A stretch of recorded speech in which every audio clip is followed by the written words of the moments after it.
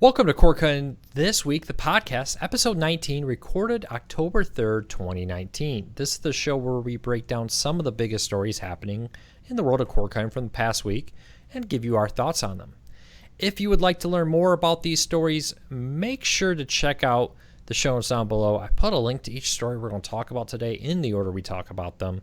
Also, after the live broadcast, we upload an MP3 version of it every week. So if you'd rather just listen to us instead of look at us, you can get the MP3 version down there. Find us on many popular podcast services like TuneIn and Apple Podcasts. That's what I was going to say. iTunes, but it's Apple Podcasts now. So, Jess, it's been 2 weeks. How are you doing? I'm great. I'm happy that this week has been a little slower. Last week got a little bit crazy without you here. Yeah, I think everybody said, Luke's on vacation. Let's break all the news right now. Sure, it was like a really good test for me. I've been here about 6 months, and they thought, why not just throw everything at her at once and see what happens? You did fine. No Thank problem. you. So, no, it was a busy week. It slowed down a little bit, but there is a lot of news this week still. And we'll dive into that in a moment. But first, a huge thank you to everybody. 100,000 subscribers. Really appreciate it. All the people coming in every week. I've seen our podcast numbers grow week after week. So thank you for your support. I really appreciate it. If you have a question, ask them in the chat. We'll keep an eye on them. And then at the end of all of our stories, we'll answer your questions there. So let's dive into the stories, starting off with Spectrum is raising TV prices. We first reported on this over a month ago now at the end of August that Spectrum was going to do this, and now they have. So you probably notice all the stories going live right now about it breaking. But Jess, can you give us a quick breakdown on the pricing? Actually, I do not have the story pulled up with the exact numbers. What I can tell you is that I finally got the notification on my bill, and my internet price is going up by $4 a month. All right, I got it in front of me. Sorry, I had to get a drink of water. So quick breakdown on the pricing. If you have the basic select plan, that's going up to $72.49 a month, up from $64.99. Spectrum TV Silver is going up to $94 a month, up from $84.99 a month. And Spectrum TV Gold is going up to $124.49, up from $104.99. Now, that is before fees and taxes and all that fun stuff that they hide in there. Digital adapters are also going up about 49 cents to $77.99. And internet is going up about $4. So if you have internet, you're going to see a $4 price hike. The good news there is for cord cutting is you're saving more this year than you did last year because the rate of cable growth is price hikes are going faster than the rate of internet price hikes. So yay for cord cutting, saving more money, recalculate that savings there for everybody. Bad news for cable TV subscribers. This is the third price hike in 1 year on just the broadcast TV fee alone, because that's going up to $13.50. 1 year ago, it was just $5 a month. So pretty substantial price hike there. I think it's interesting that they keep raising it by just very small amounts, maybe in hopes that people won't notice until you take a look back at the full year and see just how much the bill has gone up. And I apologize, quick correction. It went up from $9.95 a month to $13.50 a month. The Spectrum streaming services, Choice and TV Stream, are going up from $5 to $6 a month. I apologize. As I was reading and talking, I misread that. There were a lot of numbers in there. Easy to make a mistake. There are a lot. So, but in 12 months, they've raised the price 3 years. They can't seriously be surprised by the rate of cord cutting. I mean, I love the stories, right? Oh, Sling TV raised its price for the first time in 3 years. Oh, YouTube TV raised its price for the second time in 2 years. Well, Spectrum raises it 3 times in 1 year, and it's basically crickets except for some local TV stations covering it. I don't know. I'll be interesting. Will we see the doom and gloom stories about cable TV that we see about cord cutting? I have a feeling probably not. Probably not. I'm probably with you on that. But if you didn't get your notification, it should have gone out in your last September bill. Your price hike will take effect in your next price hike or next bill on October. So if your bill cycle is October 30th, you won't see the price hike until October 30th. Yeah, and just a note, if you have paperless billing, you can go in and look at your statement through the app, and it will have a little note up in the corner. I got mine this month, so it should be on there. Yeah, I have to check to see if we got it here at the office. We'll have to see if our internet we're on the business plan, if that made any changes. Yeah, I did not get anything in the mail, and I didn't get any kind of notification. I had to go in and look myself. So if you haven't seen it yet, it's there. You're going to get hit with that extra fee. They don't hold back, do they? They are more than happy to give you a price hike whenever they can. Absolutely. All right, well, let's keep moving on because there's a lot of other stories to talk about from the past week with some new services launching. One of them is Vidgo. Now, I first heard about Vidgo it feels like 4 years ago, something like that, 3 or 4 years ago. And they've had a lot of changes in the last few years, but they're finally releasing a public English streaming service. So they've had a Spanish service for a while, but they've been very clear that they were launching an English version with popular U.S. titles. Now they have a $14.99 streaming one with over 50 channels now, I believe it is, when you add in the ones that were added last night. Yes. It includes things like A&E, a bunch of Discovery channels, Discovery Life, Discovery Family, DIY, Viacom channels like Comedy Central on here. The Hallmark channels are on here, HGTV, and more. Now, they said that this is a introductory package as they ramp up for a full release. When it goes public, it will include more sports and news channels, and it will cost more. But if you've been interested in testing out Vidgo and you want to get in on the beta, $14.99 for 50 channels is a pretty good deal. It is a beta, expect some glitches, and the DVR they've said is coming is not available at this time. So unfortunately, if DVR is a must-have for you, keep that in mind. Jess, you've been playing around with this version. I've had a beta for a couple weeks now. What do you think of Vidgo?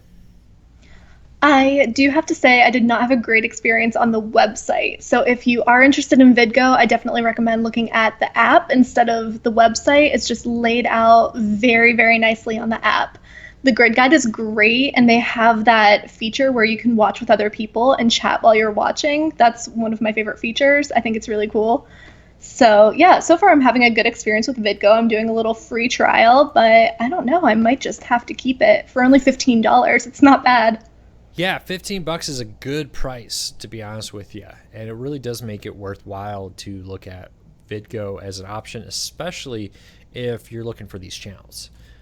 Now, there's always going to be somebody who says this doesn't have a channel I want or this or that, but it's got the Hallmark channels, it's got Discovery, it's got Viacom in here, it's got the Pac-12 network, and more included. So if you've been looking for those kind of channels, it's great. I'm interested to see the full channel lineup. And there's been some rumored lists out there, and according to Vidgo, that they're still adding channels, and that as they ramp up for the full release, at that time, then you'll see the sports channels and some more of the news channels added. Yeah, their sports section is a little sparse right now, but their entertainment section is actually pretty good. They have a lot of Nick channels, which is great if you have kids. Definitely a Philo-like service right now, so we'll keep an eye on it. But I'd love to know if anybody's used the Vidgo service. Let me know what you think. Taking everything with a grain of salt. Pre-release package here. And let me know. And let me know what you think of the lineup. Current device support, real quick for people listening, is iOS, Android, Chrome, Firefox, Safari, Apple TV, Amazon Fire TV, Android TV, and they have a private Roku channel available, but it's currently in beta testing, and it's not been launched on the full one, so they haven't been listing that one. I think they had it listed on their website, and they took it off probably because they're still developing it. But they say more device support will be available before the launch later this year. Awesome. All right, let's move on to the next story, from a new service to an older service that's been struggling. Jess, what is happening with AT&T TV now? Goodness, it seems like every week there's more AT&T TV Now news. So this time they're canceling this $5 movie extra add-on package. We got a little bit of a sneak peek of this whenever they launched it just very briefly over the weekend. And by the time we even started getting a story together about it, it seemed like they'd already taken it down. It wasn't being offered anymore. So some lucky subscribers got to see it on the website and subscribed. It was only $5 a month, so a really good deal for 9 additional channels. Those channels included things like Hallmark, MTV Live was on there, and there were some others.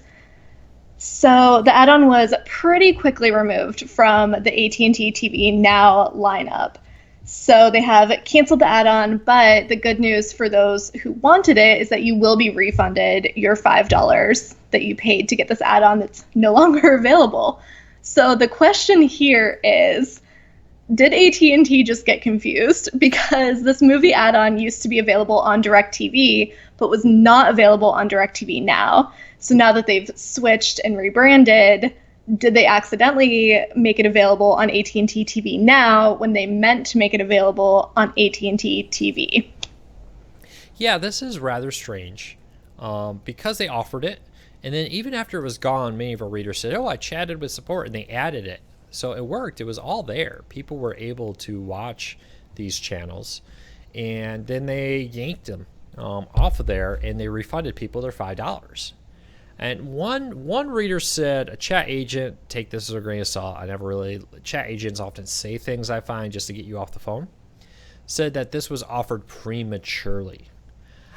I tend to believe it was probably intended for AT&T TV Now, which unfortunately is not available where we are. And I don't know if I want to sign up for a 2-year contract to get it, to be honest with you, to test it out. But I wonder if that was meant for AT&T TV Now or AT&T TV, and they accidentally also included it in the AT&T TV Now because AT&T's naming is just confusing. Let's be honest, most of the AT&T marketing even confuses the two services. Yes. So I find it very interesting.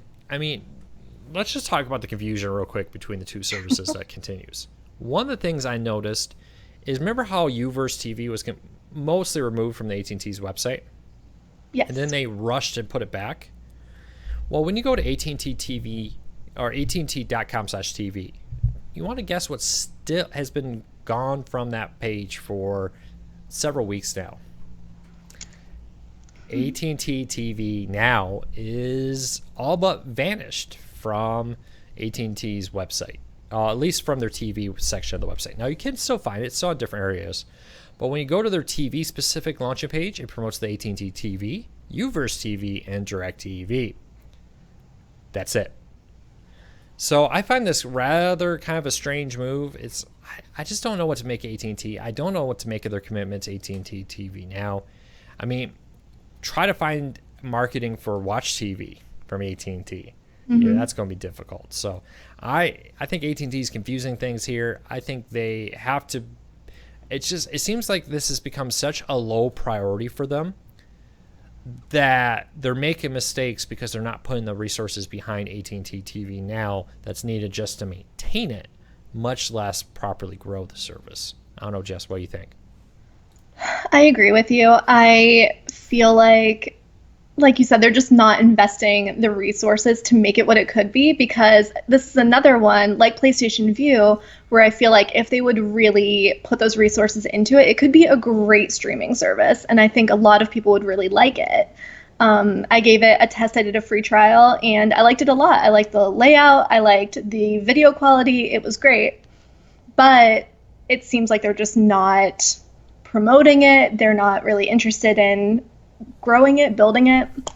So I don't know. Plus all this confusion, I just can't get over the name. Yeah, and it's confusing them. And often when they're talking in marketing, they'll just say AT&T TV, and I'll message them and say, hey, is this also for AT&T TV Now? And they go, oh yeah, that's what we meant. Mm-hmm. That's you know what the other problem is that they're both on an app. So whenever you open the AT&T TV app, you can get AT&T TV or AT&T TV Now. So whenever they say AT&T TV, they could be referring to the app, which is all-encompassing, but they don't make that clear. So even if the app had a different name, that might clear up some confusion. Yeah, it's getting rather painful. And I get why the average person's confused. I'm confused. And this is what I do for a living. I mean, I study this stuff for a living. I'm confused. You ready to be a little bit more confused?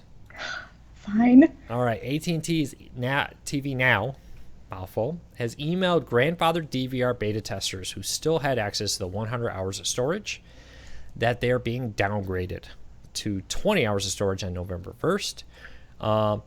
And they kind of make this sound out like it's a good thing. The email is really funny because it's like, as a valued customer, we wanted you the first to know. And then, we're here we go.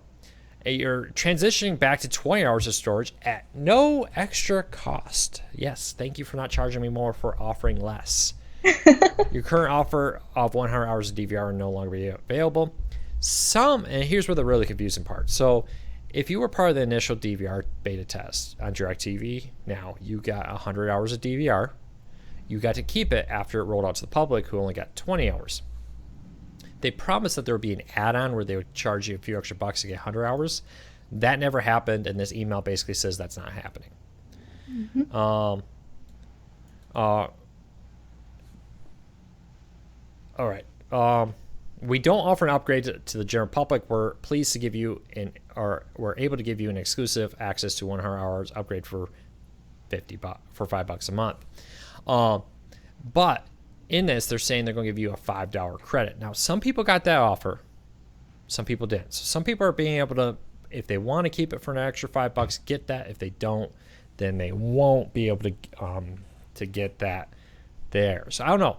Does this back-end change mean, this is what I'm trying to get at, and not doing a very good job of reading and talking, but does this back-end chance mean that we're actually going to get the $5 upgrade, where you'll finally be able to get 100 hours of DVR on AT&T TV Now?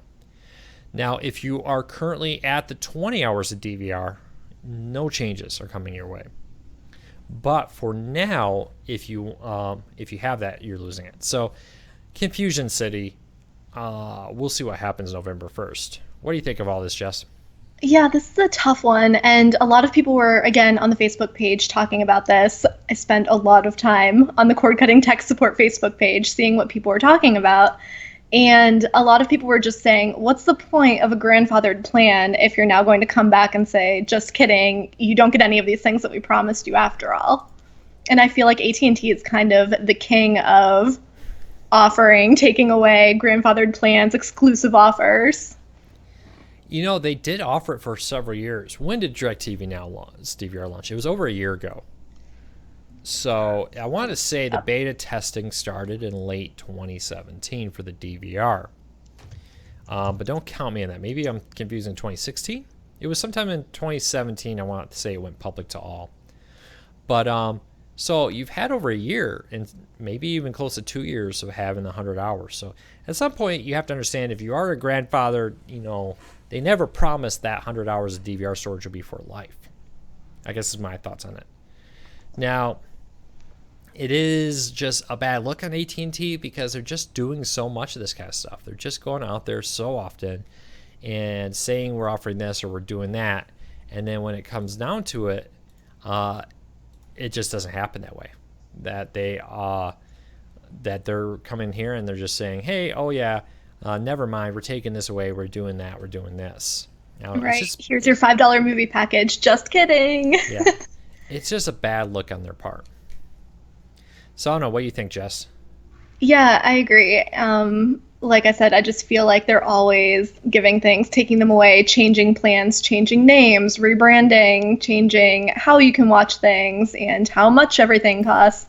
So I feel like people are really just getting to a point with AT&T streaming services where they're thinking, why am I putting up with this? Why don't I just move to another one that's like Hulu, where, yeah, every once in a while you will see a price hike, but in general, things are staying the same.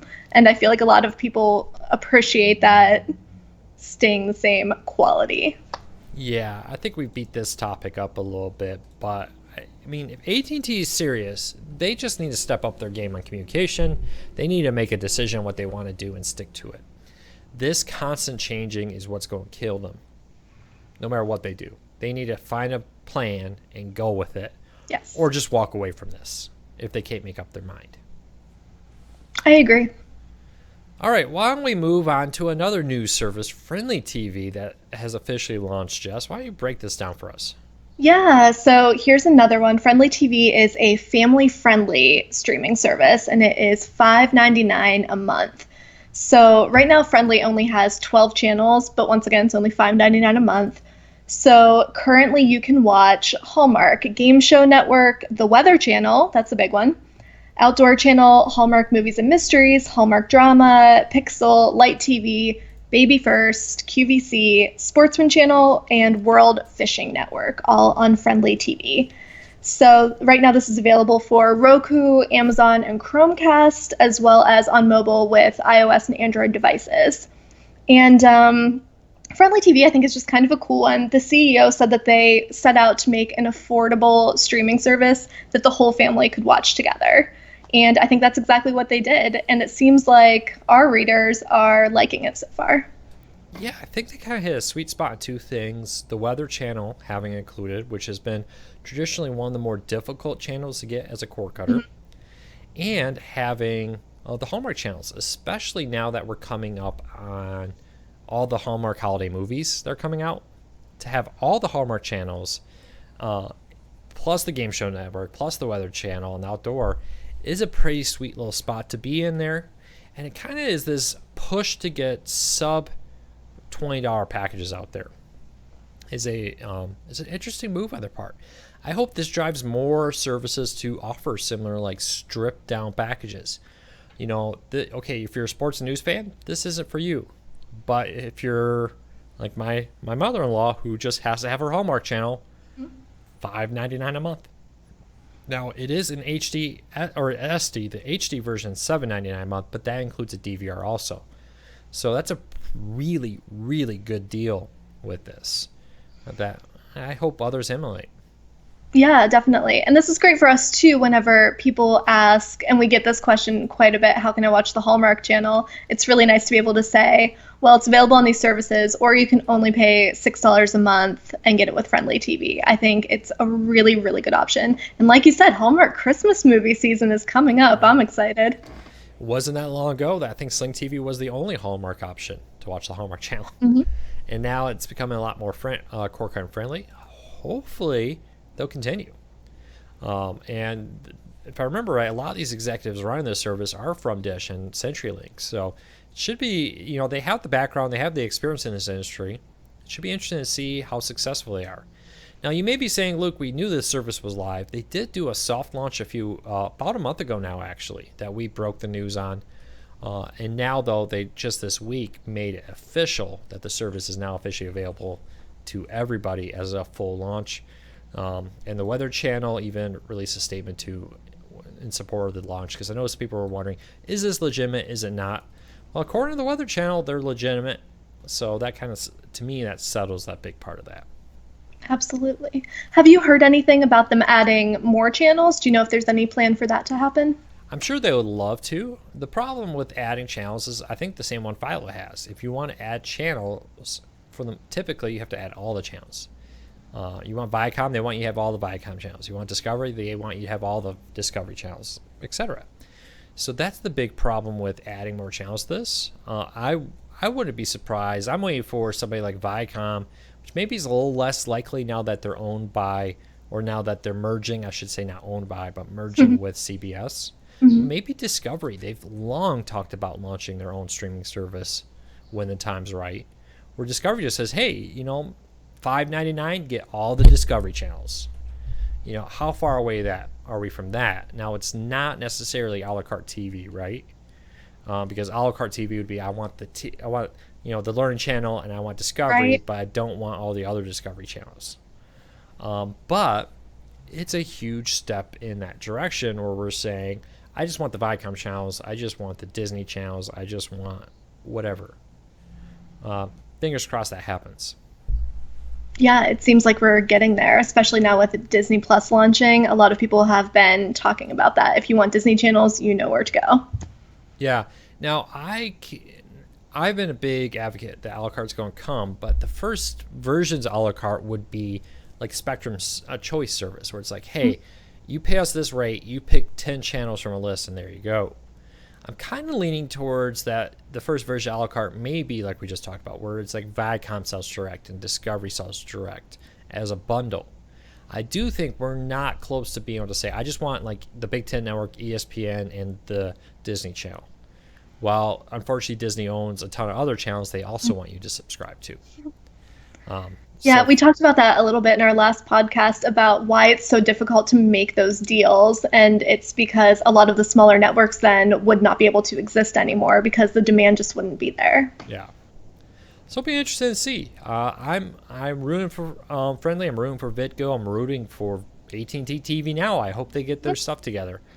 So I really hope that these services all come together because I do think they offer something special there.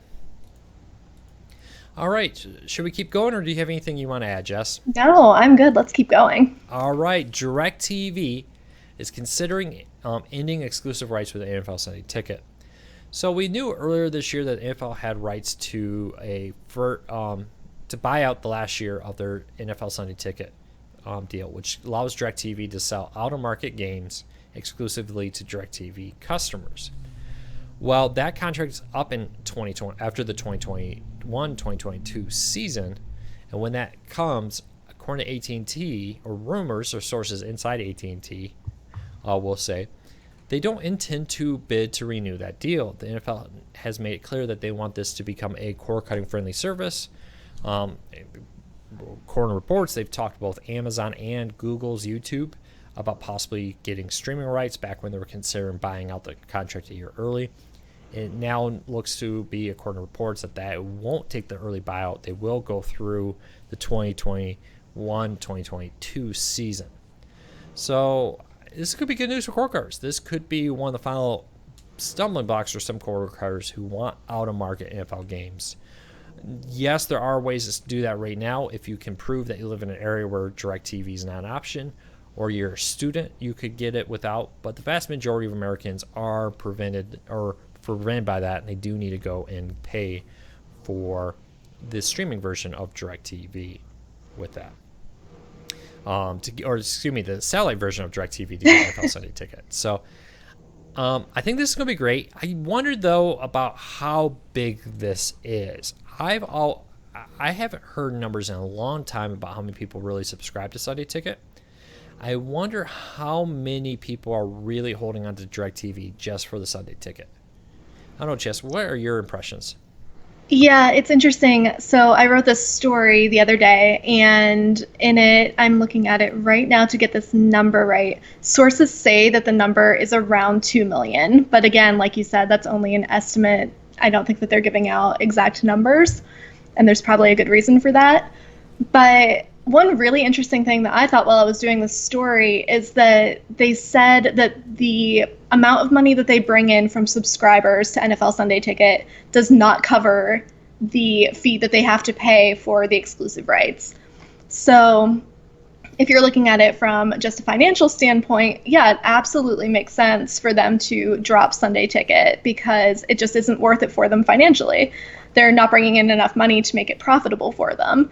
Now, the analysts were saying that's absolutely true. Financially, yes, good decision. But now why are people going to choose you over anyone else if you're losing this huge part of your service?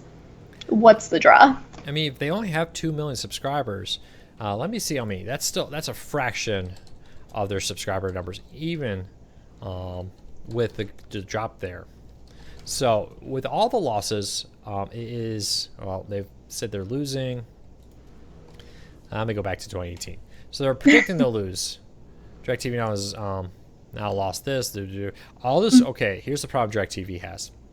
When I try to find out their subscriber numbers, all the stories that come up in Google are just about them. How they're losing so many. Yeah, absolutely. But it doesn't tell me how many they currently have.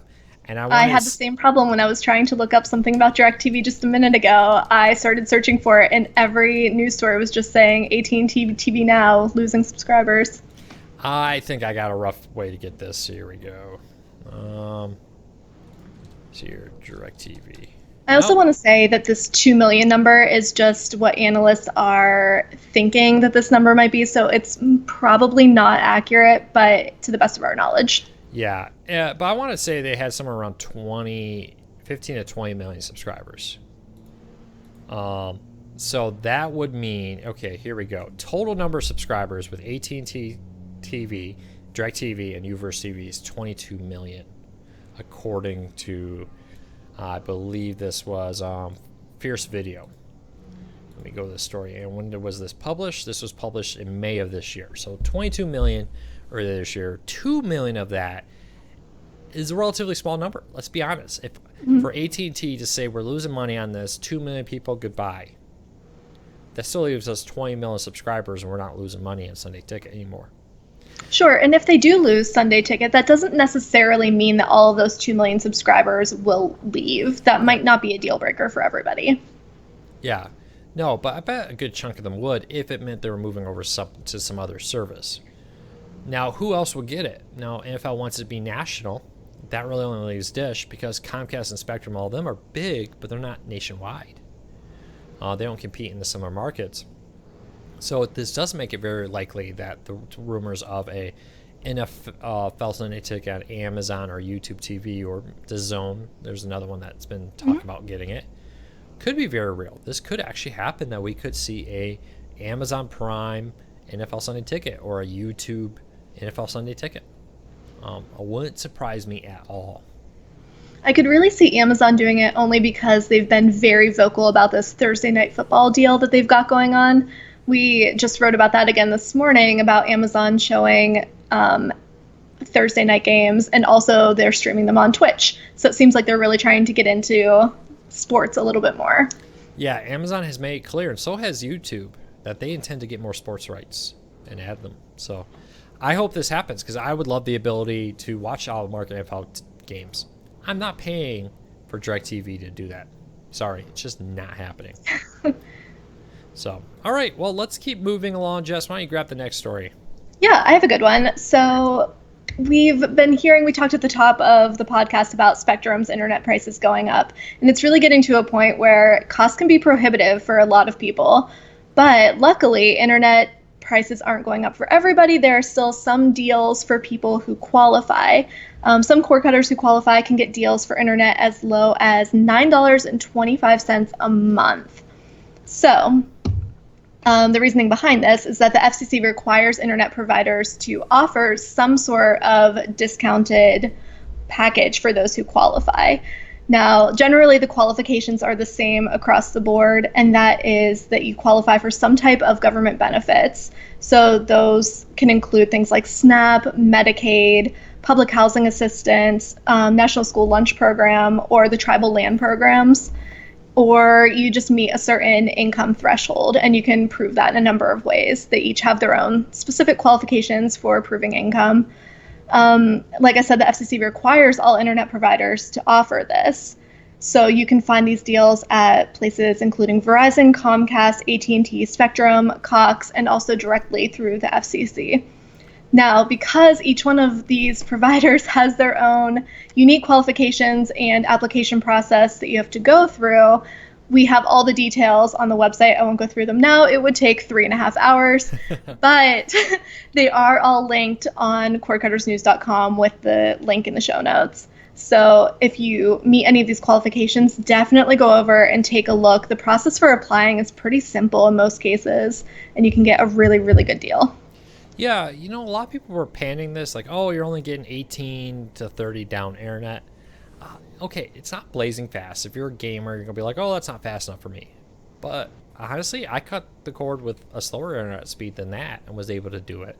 You can stream most services without issues, as long as you're not trying to do, 2, 3, 4, 5 streams at once on an 18 to 30 down speed. Mm-hmm. One of the things, I think Spectrum is advertising 18 down, but several readers have said they got it at 30 down with their plan. But for the price of $9.95 a month, or whatever it is for your area, or $9.25 I think it is actually, that's a really good deal that I think a lot of cord cutters should look into if you qualify. So take advantage of it if you can, because that makes cord cutting almost a no-brainer. Yeah, absolutely. Especially with so many great free services that are being offered, you can really build up your cord cutting setup for very little money. And like I said, the process for applying is pretty simple in most cases. You just have to submit some verification of your income or verification that you're getting these benefits. and you can be approved pretty quickly. So it's definitely worth putting just a little bit of time into. Yeah, I mean, take advantage of it, folks. If it's there, I would say use it. Definitely. And again, check out that link in the show notes if you want details on it. Full details there. But, don't be scared away. You can always upgrade to a more expensive package later. It's easy to upgrade. It's hard to downgrade. Absolutely. All right, let's jump into the last story of the day before we get into everybody's questions. Tableau is the most popular cord-cutting DVR, with the Fire TV recast catching up. So we did a survey recently, asked over 4,000 of our readers what their favorite over-there DVR is. And this is a question I get all the time. What DVR should I get? What DVR should I get? I think they're all great. But, let's ask all of our readers, what are you using? According to our readers, the number one DVR was a Tableau DVR, followed by TiVo. But the Fire TV recast has been skyrocketing. A year after it launched, it's now the third most popular DVR, followed by Plex, HD Home Run, Channel Master, and the Air TV. So it's definitely a lot more popular than DVRs that have been on the market a lot longer than the Fire TV recast. So it's great to see that. Jess, what did anything in this list surprise you? Were you shocked to see Air TV so low or the Fire TV so high? I'm not surprised at all to see Tableau doing so well above everything else, only because our readers really, really love Tableau. We get comments about that all the time. I'm seeing posts on the Facebook page all the time. People really love the Tableau. They like the customer service. They like how easy it is to use. So no, I'm not surprised by any of this at all. Yeah, it's pretty straightforward. But it is interesting to see. Tableau was a pretty dominant lead. TiVo, a little farther behind. Fire TV recast a little bit behind that. But Tableau has a pretty significant lead there with their lead on it. Yeah, and I'm not surprised. I just think it's a really good product. I don't use a DVR personally, so I don't have any hands-on experience with this. Is there one that you prefer over any of the others? I really don't have a preferred one. I think they're all great. I have all these, and I've used them all, and I think it really comes down to what you use. If you have like a home media server, the Plex one is a great option. If you only have one TV you want to have a DVR on, the Channel Master has no fee. If you exclusively use Fire TV devices, the Fire TV Recast is a great option, and so on. So I don't think you're going to go wrong with whatever you pick, but I think that is the story, or that is really comes down to personal opinion. Now, there are some selling points with Tableau, like offering automatic channel skipping. Something to check out with it. Yeah, I know people were having some issues with the TiVo situation too, where they're putting ads in front of recorded content now, but you can still skip over those. Is that true? I don't know. I don't think they're skippable. I think the 15, 30 seconds unskippable ads that play before your DVR recordings. And this survey was done right as that news was breaking. So it'll be interesting to see a year from now if having ads on your Tableau or on your TiVo DVR will change it. Will other DVR companies start doing similar things? TiVo has had ads in their menus for some time, so it'll be interesting to see what happens with that, what the impact is. No one DVR is so far ahead that you couldn't see a situation where another DVR couldn't become the most popular over-the-air DVR for cord cutters. Yeah, I'm interested to see what happens next year when we do this survey. All right. Well, Jess, what questions do you have from all of our readers today? I do have some questions. So I have been lurking around on the Cord Cutting Tech Support Facebook group and grabbed a couple of questions from there, and then I'll go ahead and check in our YouTube chat. So if you are watching this live and you have a question, go ahead and post it below, and I'll check it out in just a minute. Our first question is, if I have a router and modem in my living room with my cord cutting setup, but I also want to stream in the basement, how can I get my Wi-Fi signal to reach there? A few things. Of course, try to put your Wi-Fi router in the middle of your home for best reception everywhere. For the average home, your Wi-Fi router should be able to penetrate your basement. If not, you may want to look again at a more powerful one. You could look at the mesh. I know a lot of people like the Orbi or the Google Wi-Fi mesh networks, which allows you to put a couple different stations around your home. But for the average size American home, putting one decently powered Wi-Fi router in the center of your home should cover the majority of your house without issues. So keep that in mind. And if that doesn't work, I would recommend going with the mesh networks like the Google Wi-Fi, the Orbi, etc.